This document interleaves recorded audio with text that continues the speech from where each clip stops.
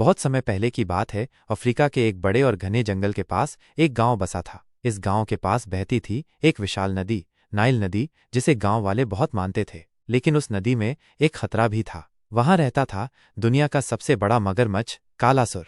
कालासुर इतना बड़ा था कि उसकी लंबाई 20 फीट से भी ज्यादा थी और उसका जबड़ा इतना मजबूत कि वो एक छोटी नाव को पल में चबा जाता। गांव वाले उससे बहुत डरते थे। वे अब नदी के पास भी नहीं जाते थे। मछुआरों ने मछली पकड़ना बंद कर दिया, बच्चों ने तैरना छोड़ दिया और नदी जैसे एक भूतिया जगह बन गई थी।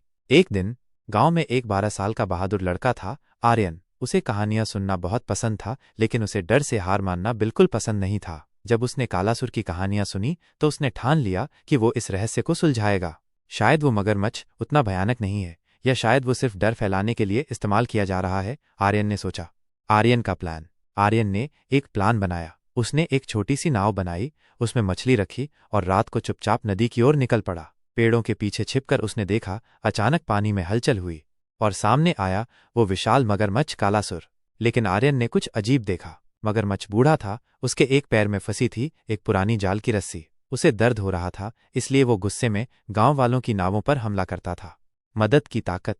आर्यन ने डर को एक ओर रखा और मगरमच्छ के पास जाकर धीरे धीरे जाल हटाया। मगरमच्छ ने उसे नुकसान नहीं पहुंचाया, बल्कि धीरे धीरे शांत हो गया और नदी में वापस चला गया। सुबह जब गांव वाले नदी पर आए और देखा कि मगरमच्छ शांत था, तब आर्यन ने सबको सच्चाई बताई।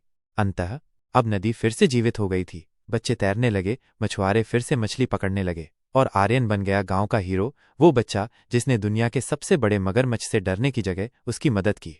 सीख। डर से भागो मत, उसे समझो। कभी कभी सबसे खतरनाक दिखने वाली चीजों को भी सिर्फ थोड़ी मदद और समझदारी की जरूरत होती है।